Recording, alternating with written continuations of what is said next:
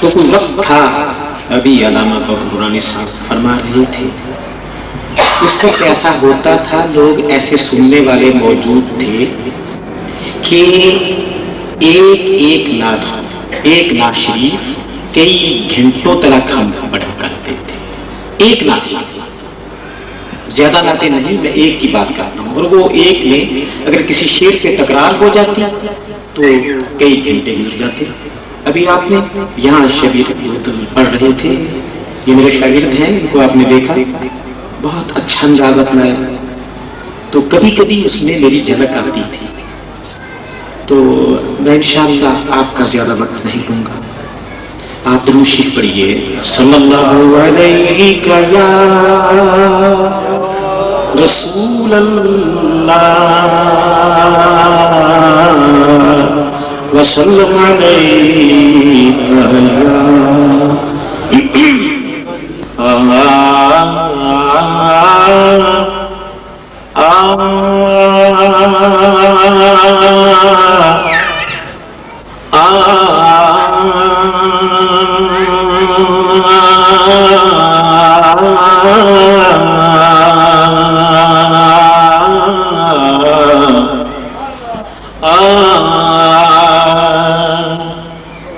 چاند کو توڑ کے پھر جوڑنے والے آجا،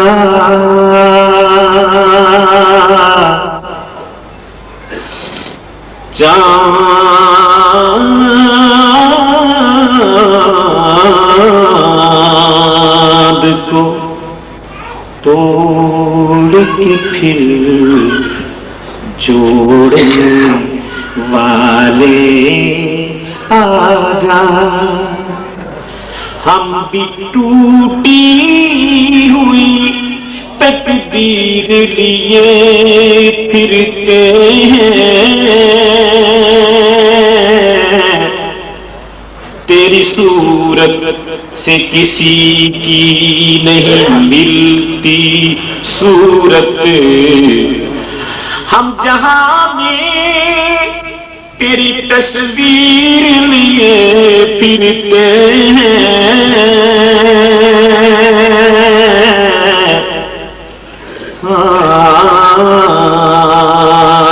میں جہاں کہیں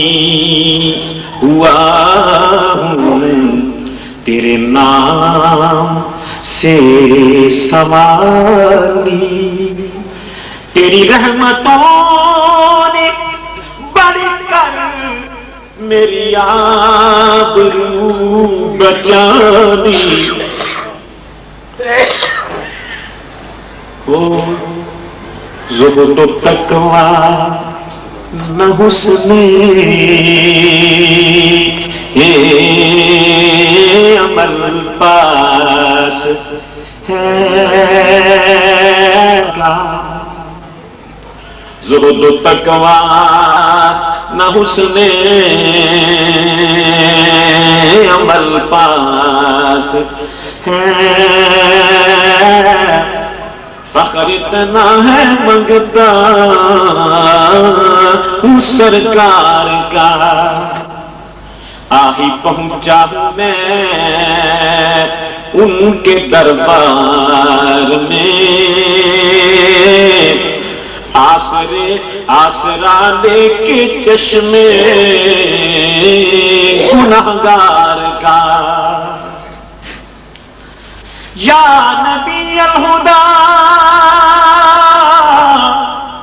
یا شفیع بحر حسنین ہو ایک نگاہ کرم، بھیک دے کر بھکاری کا رکھ لو بھرم، بول بالا رہے تیرے دربار کا، بھیک دے کر بھکاری کا رکھ لو بھرم، بول بالا رہے تیرے دربار کا،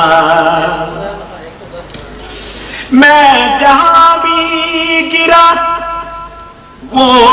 اٹھاتے رہے، ہر قدم پہ مدد کو وہ آتے رہے، ہر قدم پہ مدد کو وہ آتے رہے، میری بگڑی ہوئی کو بناتے رہے، کرم کیسا ہے یہ میرے سرکار کا، میری بگڑی ہوئی کو بناتے رہے، کرم کیسا ہے یہ میرے اس سرکار کا، میری بگڑی ہوئی کو بناتے رہے، کرم کیسا ہے یہ میرے سرکار کا۔ ایک دفعہ دروشی پڑھیے،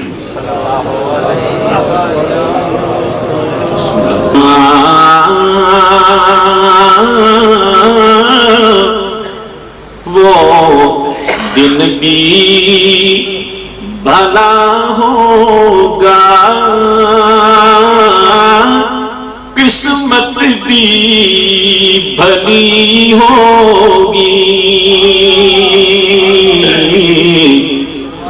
وہ دن بھی بھلا ہوگا، قسمت بھی بھلی ہوگی، میرے ارمان روندے نے، سسک دینے مچل دینے، جدوں بھی قافلہ طیبہ نو جاوے، یا رسول اللہ، وہ دن بھی بھلا ہوگا،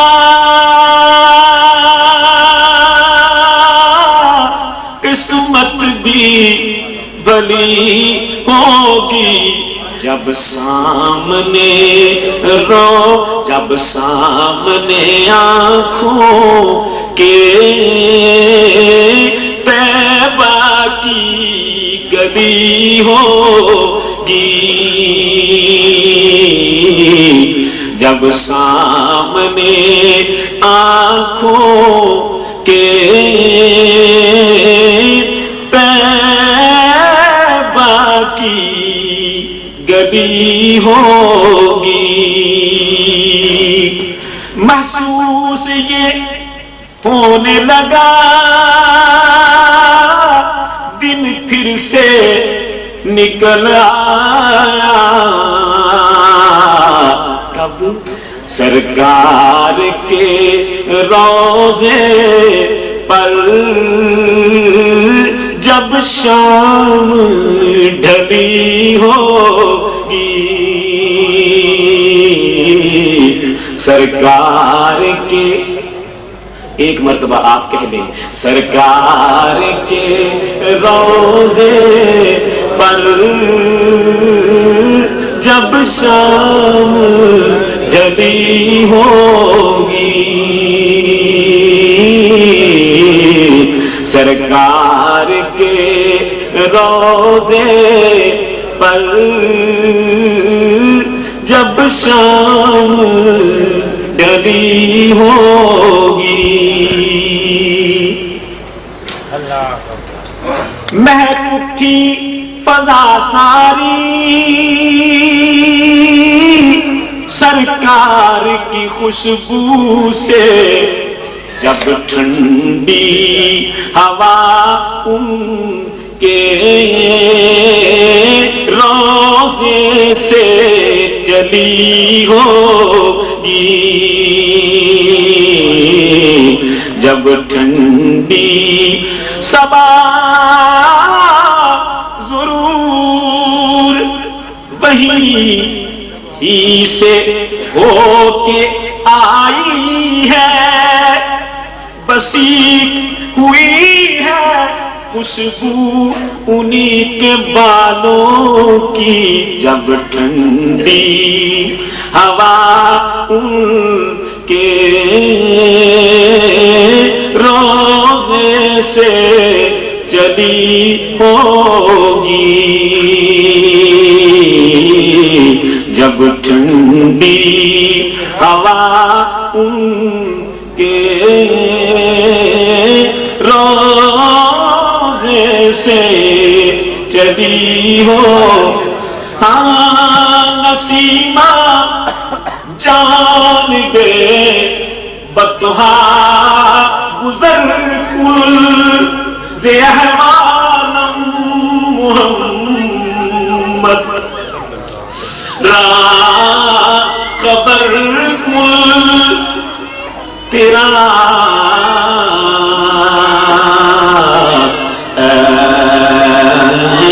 ایوان عالم یا محمد ہے تو ہی جان عالم یا محمد، تو ہی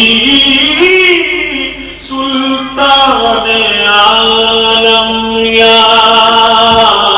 محمد،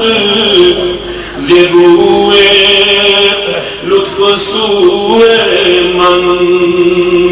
نظر کن،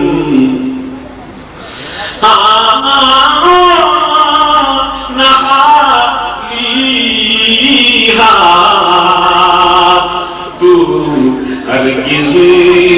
وہاں جا تو کچھ تو ساتھ لے کر جان جا جا، بے بری جان مشتاقم درا جا، فدائے روضہ خیر البشر کن، جب ٹھنڈی ہوا ان کے روضے سے چلی ہوگی، جب ٹھنڈی مگر صبا سرے کوئے دوست می آید از زمین و زمان بوئے دوست می آید، جب ٹھنڈی ہوا ان کے روضے سے چلی ہوگی۔ ایک دفعہ آپ کہہ لیجئے، اس کے بعد 2 اشعار کی ایک نعت ہے حضرت علامہ کوثر نورانی کی فرمائش کے بعد میں اجازت دوں گا، تھوڑا سا وقت رہ گیا ہے۔ اس شعر کو ایک مرتبہ پھر کہیے، جب ٹھنڈی ہوا ان کے روضے سے چلی ہوگی،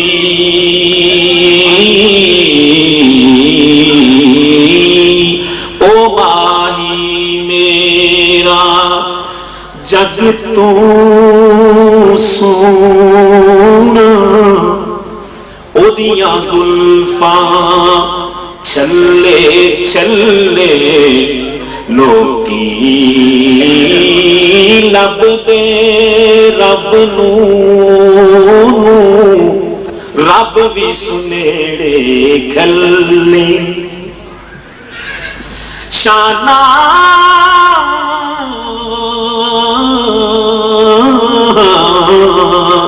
او دیاں سب تو اچیاں یارو بلے بلے بلے سائن سوڑے اور بھی حسن پر اس تو تھلے تھلے اے دنیا تے آیا نہ کوئی تیری مثال دا جی دنیا تے آیا نہ کوئی تیری مثال دا لب کے لیاواں کتھوں سونا تیرے نال دا میں لب کے لیاواں کتھوں سونا تیرے نال دا جی لب کے لیاواں کتھوں سونا تیرے نال دا او دنیا تے آیا نہ کوئی تیری مثال دا تیرے آتے صفتاں دا کوئی بھی حساب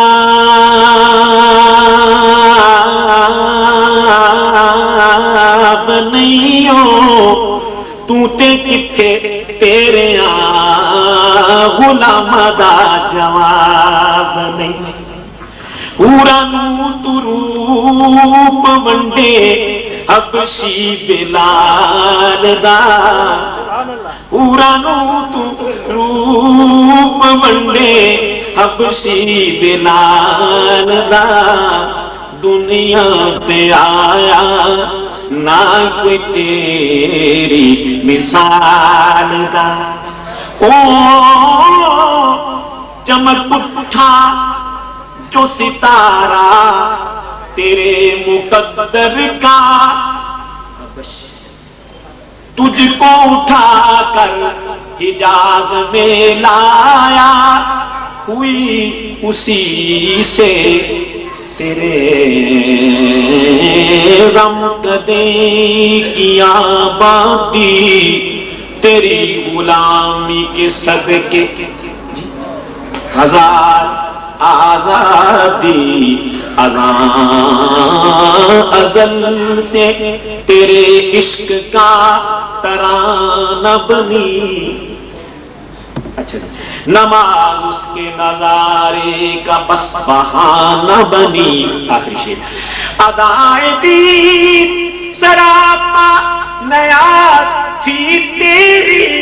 انہی کو دیکھ کے رہنا نماز تھی تیری قرآنو تو روپ ونڈے حبشی بلال دا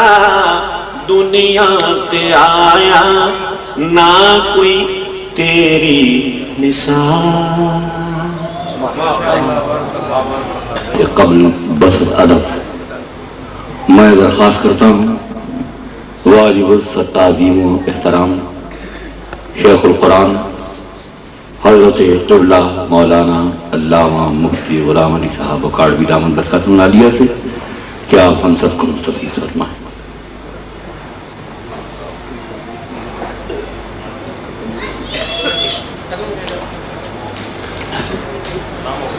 بسم اللہ الرحمن الرحیم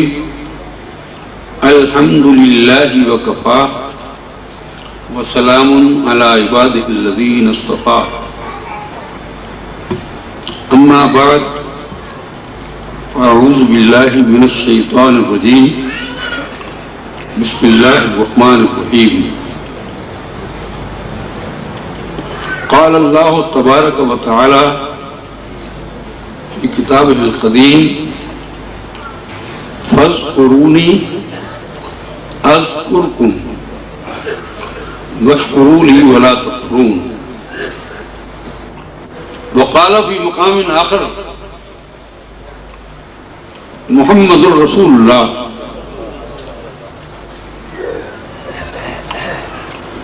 وقال فی مقام آخر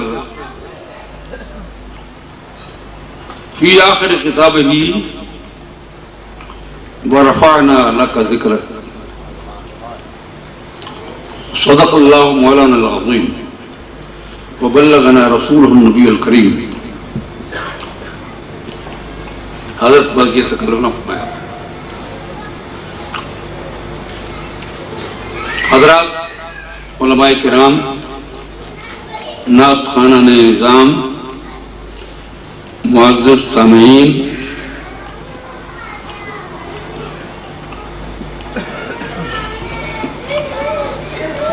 اور اس محفل مقدس کے قیام میں کوشش کرنے والے عزیزان اور ان کے تمام رفقا اور ارکان اور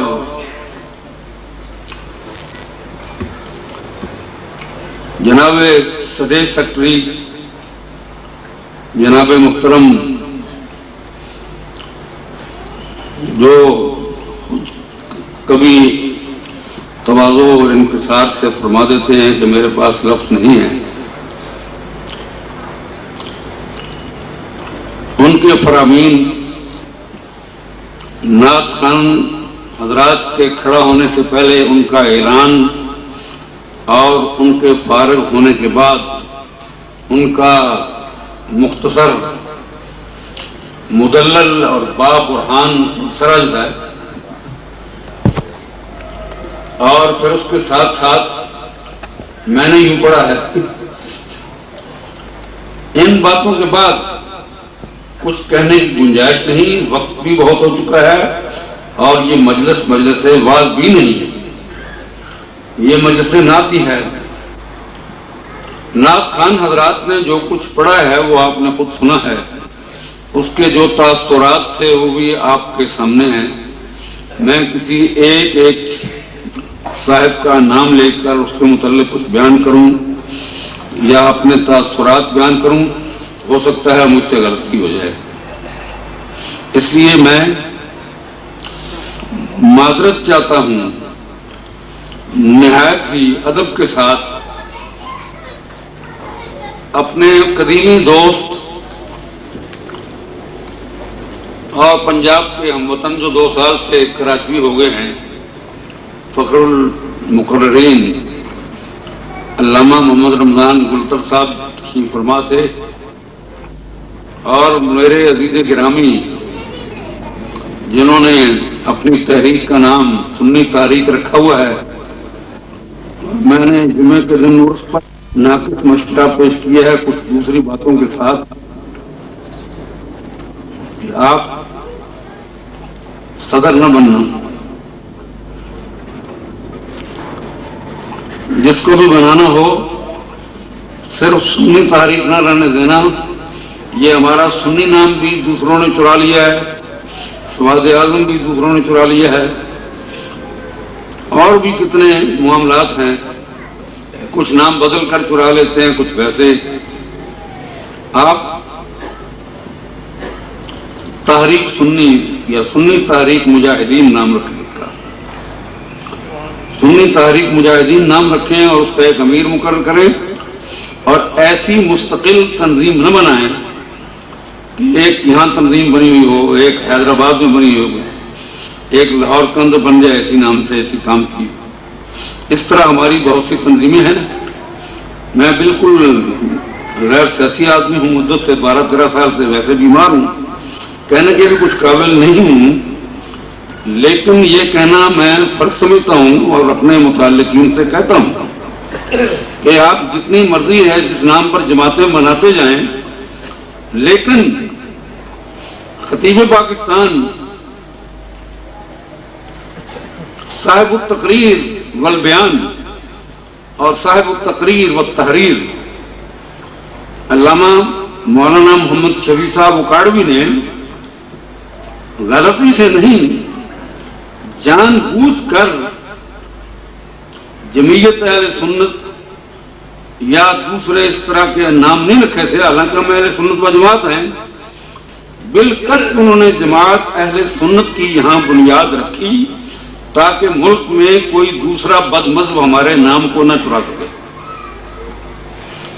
اس لیے چاہے بزم رضا ہو، بزم فلاں ہو، مجاہدین ہو،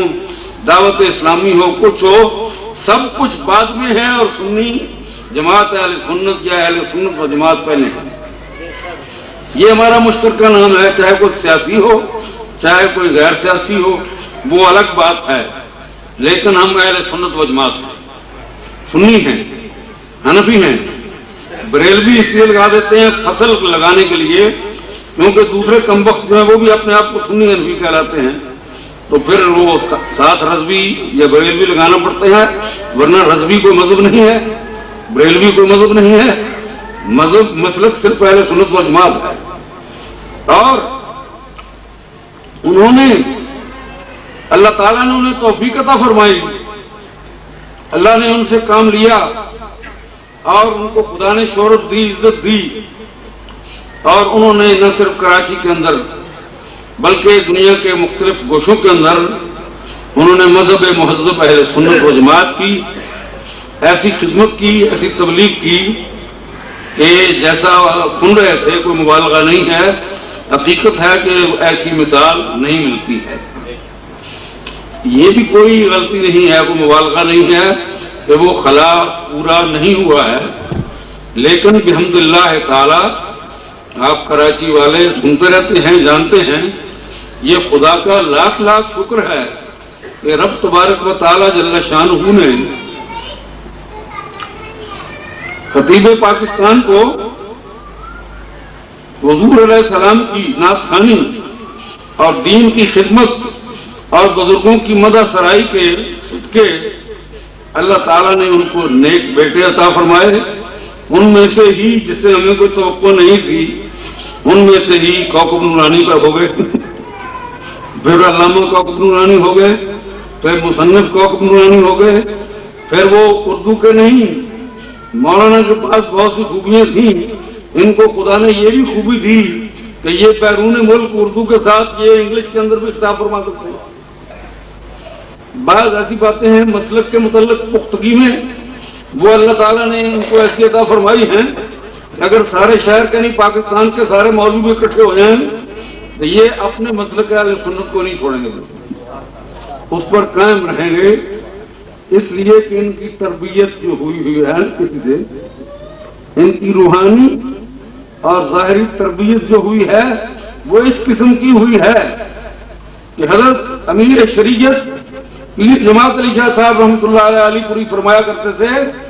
فرماتے تھے مکان نیا بنا لو، کار نہیں خرید لو، لباس عمدہ سے عمدہ جائز پہن لو، ہر چیز نہیں خرید لو، برتن جو چاہے اچھے سے اچھے بنا لو، لیکن مذہب وہی رکھنا جو باپ دادے کا تھا، مسلک وہی رکھنا تمہارے باپ دادے بزرگوں کا تھا، اہل سنت و جماعت، یہ باقی سب نوپید ہیں، نئے پیدا ہوئے ہیں، سب یہ حادث ہیں، حوادث ہیں، یہ سب اللہ تعالیٰ کی شان ہے۔ الولد سر لابیہ ہے، کیونکہ میں اکاڑے میں رہتا ہوں، اکاڑے میں نعت خوانی کی بڑی مجلسیں ہوتی ہیں، یہ سب حضرات تشریف لاتے ہیں، قریب ہیں، میں اپنی بیماری اور کمزوری کی وجہ سے مجلس میں زیادہ نہیں بیٹھ سکتا ہوں، اب بھی دیر سے آیا اور پھر اٹھ کے جانا پڑا وضو کرنے کے لیے دوبارہ۔ یہ عزیز برخوردار شبیر گوندل جو آپ کے سامنے پڑھ رہے تھے، ایک مخصوص انداز اللہ تعالیٰ نے اس کو عطا فرمایا ہے، ملک بھر کے اندر اس کی مقبولیت ہے۔ یہ اکاڑے میں کتنی دفعہ تشریف لائے، میرے ضلع گجرات کا رہنے والوں پیدائش کے اعتبار سے، اس اعتبار سے گجرات کا ہوں، اکاڑے میں رہائش ہے، اس لحاظ سے گجراتی ہوں۔ اب گجرات کے وہاں پر ایس پی تشریف لے آئے سلطان محمود گوندل صاحب، انہوں نے بھی فرمایا اور لوگوں نے پیغام بھیجا، میں نے کہا میں مجلس میں دیر تک بیٹھ نہیں سکتا ہوں، لیکن یہ ہماری مجلس جو ہے ابھی عرس شریف ہوا ہے اور سب کچھ ہوا ہے، کوئی کمی باقی نہیں رہی ہے، اور اس کے بعد پھر اللہ تعالیٰ نے یہ بھی کرامت سمجھے خطیب پاکستان کی کہ محفل نعت بھی گھر میں ہونے لگی ہے، اور نعت خان بھی ملک کے چوٹی کے نعت خان حضرات جو اپنے اپنے فن میں ہر لحاظ سے وہ کمال رکھتے ہیں کہ کہا نہیں جا سکتا ہے۔ تمہارے دوست کہہ رہے تھے دن کو کہ ہر گلے رہا رنگو بوئے دیگر است، تو ہم مولوی طالب علم لوگ ہیں، ہم آپس میں بیٹھے تھے، میں نے کہا مولوی صاحب ہر گلے رہا رنگو بوئے دیگر کون کہہ سکتا ہے؟ ہر گلیرا رنگو گوئے دیگر یوں کہتے ہیں، مطلب ہے ہر نعت خان کا اپنا اپنا رنگ ہے، ہر واحد مقرر کا اپنا اپنا رنگ ہے، اس معنی میں عام طور پر استعمال ہوتا ہے۔ لیکن میں نے کہا حقیقی معنی کے لحاظ سے پہلے تو ہر گل دیکھا ہی کس نے، پھر ہر گل کی خوشبو کس نے سونگھی ہے، پھر ان خوشبوؤں میں امتیاز کون کر سکتا ہے، پھر یہ دعویٰ کتنا بڑا دعویٰ ہے۔ اسی طرح دعوے ہوتے ہیں ہمارے کہ میں کھڑا ہوتا ہوں اور کہتا ہوں جی بس میں بس کچھ کہتے ہیں، کہنے کے قابل تو نہیں ہوں، من آنم کے من دانم، من آنم کے من دانم، جس کا لفظی ترجمہ ہے کہ میں وہ ہوں جو میں ہی جانتا ہوں۔ حالانکہ یہ بھی اہل تصوف کے نزدیک بہت بڑا جھوٹ ہے۔ یہ دعویٰ کرنا کہ میں اپنے آپ کو جانتا ہوں، یہ تو بہت بڑا دعویٰ ہے، بہت اونچا دعویٰ ہے۔ ان حضرات نے اپنے طور پر اپنے انداز میں نعت خوانی فرمائی ہے۔ یہ نعت خوانی جو ہے، میں یہ کہہ کر دعا مانگتا ہوں کہ اصل میں نعت جو ہے، اعلیٰ حضرت کی نعت کو ہم لوگ کیوں پسند کرتے ہیں اہل علم؟ اس لیے کہ وہ کتاب و سنت کا مغز ہے، وہ کتاب و سنت سے باہر نہیں جاتے ہیں بالکل۔ اور یہ ہمارے موجودہ اکثر حضرات جو ہیں، انہوں نے اعلیٰ حضرت کا کلام پڑھنا چھوڑ دیا۔ دوسری صاحب کو معلوم ہے کہ بعض مجلسوں میں وہ کاڑے گیا وہاں گلہ منڈی وغیرہ میں، خود میں نے کہا کہ کہا خدا کے لیے ایک تو نعت پڑھ دو اعلیٰ حضرت کی، جن کے نام پر تمہیں یہ نعت خوانی کی محفلیں نصیب ہوئی ہیں۔ تو حضور کی نعت اصل میں وہ بیان کر سکتا ہے، میں کہنا یہ چاہتا ہوں، بات اس پر ختم کرتا ہوں، نعت حضور کی وہ بیان کر سکتا ہے جو حضور کو جانتا پہچانتا ہے۔ اور اس دنیا میں کوئی عالم، کوئی فاضل، کوئی محقق، کوئی شاعر، کوئی ادیب یہ دعویٰ نہیں کر سکتا ہے کہ میں حضور کو جانتا ہوں۔ حضور کو وہی جانتا ہے جس نے بھیجا ہے حضور علیہ السلام کو۔ اس لیے وہ فرماتا ہے کہ فَاذْكُرُونِي أَذْكُرْكُمْ، وہ کہتا ہے تم میرا چرچا کرو میں تمہارا چرچا کرتا ہوں، تم میرا ذکر کرو میں تمہارا ذکر کروں گا۔ سب سے زیادہ خدا کا ذکر جناب مصطفیٰ علیہ السلام نے کیا، اور رب نے وعدہ کیا کہ تم میرا چرچا جو کرتا ہے میں اس کا چرچا کرتا ہوں۔ کیونکہ سب سے زیادہ ذکر حضور نے کیا اللہ تعالیٰ کا، اس لیے اللہ نے سب سے زیادہ چرچا حضور کا۔ نعرہ تکبیر، نعرہ رسالت۔ سرکار نے لا الہ الا اللہ کہا اور اس کو بلند کیا، رب نے محمد رسول اللہ فرمایا۔ اور میں نے اور آپ نے حضور کا ذکر کیا بلند کرنا ہے اور کیا کہہ سکتے ہیں؟ ہمارے بے شمار خامیاں ہیں، کمزوریاں ہیں۔ ہم لوگ جو طالب علم ہیں اس لیے بھی ڈرتے ہیں کہ کوئی بات اگر کہہ دی تو خام خواہ مجلس کے آداب کے خلاف ہو جائے گی، ورنہ ہر شخص جو ہے وہ سرکار دو عالم کی نعت نہیں کہہ سکتا ہے، نہایت مشکل ہے۔ امام اہل سنت اعلیٰ حضرت رحمۃ اللہ علیہ، جن کا نام آپ سنتے رہتے ہیں، اور ابھی میرے دوست ہمارے پرانے ساتھی حافظ صاحب کے مولانا کے جناب سعید ہاشمی صاحب ذکر فرما رہے تھے، اعلیٰ فرماتے ہیں کہ مجھے کسی مضمون پر قلم چلانا مشکل نظر نہیں آتا ہے جتنا مشکل مجھ کو نعت گوئی ماننا۔ یہ نعت گوئی ایسا نازک مقام ہے کہ اگر کوئی نعت کہنے والا، بیان کرنے والا، وہ کوئی ایسا کلمہ کہہ جائے جو حضور کی شان کے لائق نہیں ہے، تو حضور کے مقام سے نکل کر الوہیت میں چلا جائے تو بیڑا اس کا غرق ہو جائے۔ اور اگر کوئی کلمہ حضور کی شان کے لائق ایسا کہہ دے کہ حضور کا مقام بہت بلند ہے اور وہ مختصر ہلکا کلمہ حضور کی شان میں کہہ دے تو بیڑا غرق ہو جائے۔ تو نعت کہنا حقیقت میں نہایت ہی مقام ہے۔ تو نعت قرآن نے بیان کی ہے، نعت خود جناب مصطفیٰ نے بیان کی ہے، نعت حسان بن ثابت نے بیان کی ہے، نعت حضور کے خدام نے بیان کی ہے، نعت حضرت کعب بن زہیر نے بیان کی ہے، اسی لیے اور نعت علامہ بوسیری نے بیان کی ہے، عرب و عجم میں جس کا چرچا ہے دنیا کے اندر۔ میں مبارکباد دیتا ہوں ان عزیزوں کو جنہوں نے اس محفل پاک کا انتظام فرما کر آج ہمارے ایمانوں کو تازہ کر دیا ہے۔ اللہ تعالیٰ اس سے زیادہ ترقی عطا فرمائے۔ میں تو ایسے موقع پر یہ کہا کرتا ہوں کہ یہ کام جو ہے کرامتیں پوچھتے ہیں لوگ، یہ کرامتیں بیان کریں مولانا صاحب فلاں کی کرامتیں بیان کریں، اس سے بڑھ کر کیا کرامت ہے کہ جتنا چرچا اس دنیا سے پردہ فرمانے کے بعد بھی اللہ تعالیٰ نے خطیب پاکستان کو دیا، ایسا چرچا کم نہیں کسی کو نصیب ہوا۔ دنیا کے اندر ان کی کیسٹیں چل رہی ہیں، ان کا نام بلند ہو رہا ہے، ہر سال عرس شریف ہوتا ہے۔ پھر انہوں نے عزیزوں نے کچھ دوسرا پروگرام شروع کر دیا تھا، میں نے منع کیا کہ یہ کام نہیں کرنا، ہمارے بزرگوں نے نہیں کیا، یہ اس کی جگہ نعت خوانی ایسا پیارا پروگرام ہوا ہے جو آپ کے سامنے ہے۔ اللہ تعالیٰ ان کو برکت عطا فرمائے، قبول فرمائے، اس گھر میں بھی خدا برکت عطا فرمائے، اور اللہ ہمیشہ ہمیں ذکر مصطفیٰ صلی اللہ علیہ وسلم بلند کرنے کی توفیق عطا فرمائے۔ جن حضرات نے دعا کی درخواست کی ہے وہ، اور باقی تمام حضرات بھی جو جو تمنا اور خواہش رکھتے ہیں وہ اپنے دل میں رکھیں۔ میں اللہ تعالیٰ کی بارگاہ میں آپ کے سامنے حضور کے صدقے واسطے وسیلے سے درخواست کرتا ہوں۔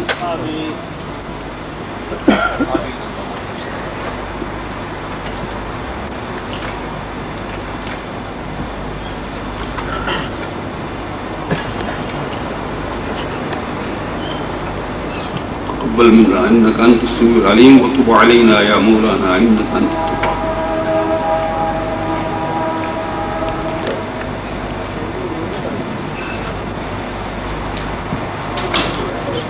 بارك لهم في اموالهم واولادهم وارزاقهم۔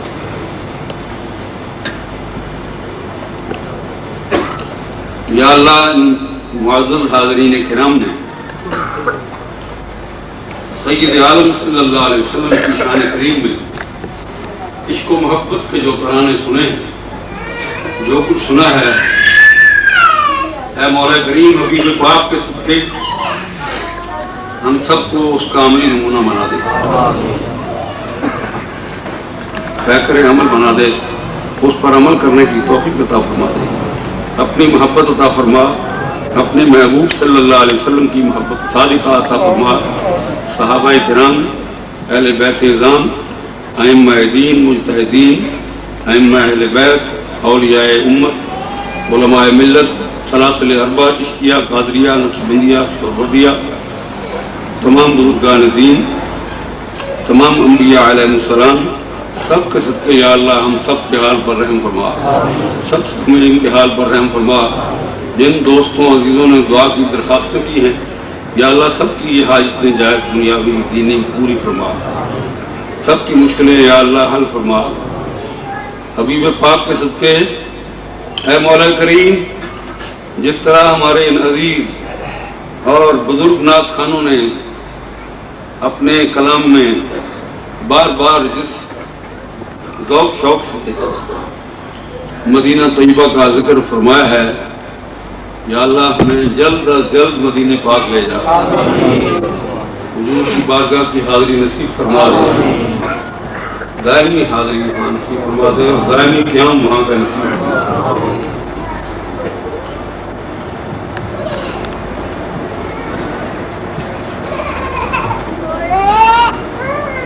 حضرت شیخ محقق عبدالحق محمد دہلوی رحمۃ اللہ علیہ اخبار الفیاض شریف کے اخیر میں ایک بڑی جامع دعا لکھی ہے فارسی میں، جس میں کہتے کہتے یہاں تک پہنچے ہیں کہ یا اللہ تو اپنے فضل و کرم سے میری اس دعا کو قبول فرما، اور اگر دعا کی قبولیت کے لیے کچھ شرائط ہیں تو بغیر شرائط کے دعا قبول نہیں کرتا ہے تو وہ شرائط بھی عطا فرما، وہ ہمارے پاس تو نہیں ہے، تو ہی کرم فرمائے گا۔ اور اگر شرائط نہ ہوں اور اگر صرف نیکوں کی سنتا ہے تو گنہگار کس کے پاس جائیں، وہ کس دروازے پر جائیں؟ جناب مصطفیٰ صلی اللہ علیہ وسلم کے آستانہ پاک پر جانے کا تو نے ارشاد فرمایا ہے، لیکن وہاں جانے کی تو ہی توفیق بھی عطا فرما۔ اللہم وفقنا لما تحب وترضى، اللہم وفقنا لما تحب وترضى، نسألک العفو والعافیہ والمعافاۃ، وصلی اللہ علی حبیبہ محمد وآلہ وصحبہ، وآخر دعوانا الحمدللہ۔ میں ہدایت پہ لاکھوں سلام، جس سہانی گھڑی چمکا طیبہ کا چاند، جس سہانی گھڑی چمکا طیبہ کا چاند، جس سہانی گھڑی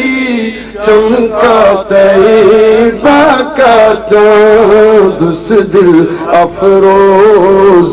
ساعت پہ لاکھوں سلام، مصطفیٰ جانی رحمت پہ لاکھوں سلام، شمع بز میں ہدایت پہ لاکھوں سلام۔ اللہ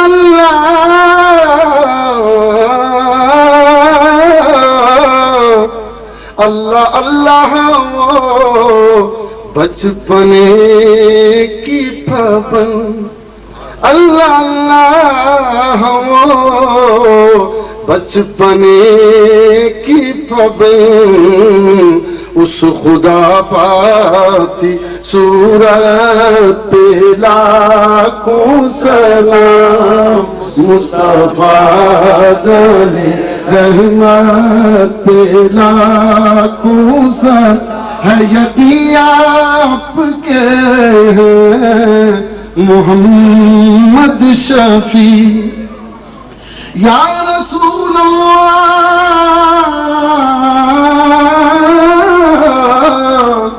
ہے یقین آپ کے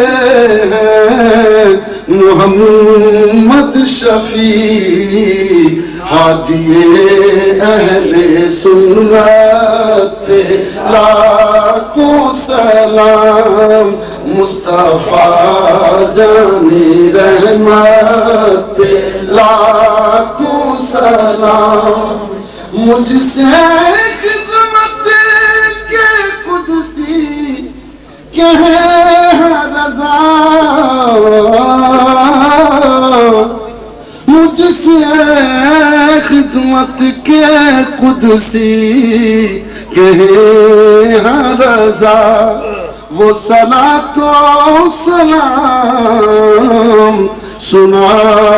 دوں ذرا، مصطفیٰ جانے رحمت پہ لاکھوں سلام، شمع بز میں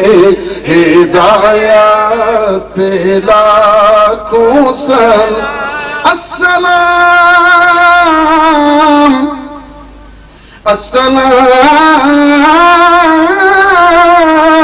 السلام اے سید و سردار ماں، السلام اے مالک و مختار ماں،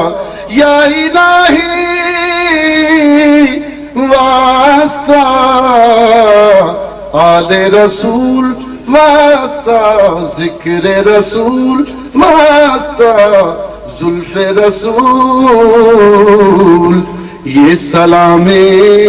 عاجزانہ ہو قبول۔ یہ وہ سلام ہے، یہاں کراچی سے ایک آدمی نے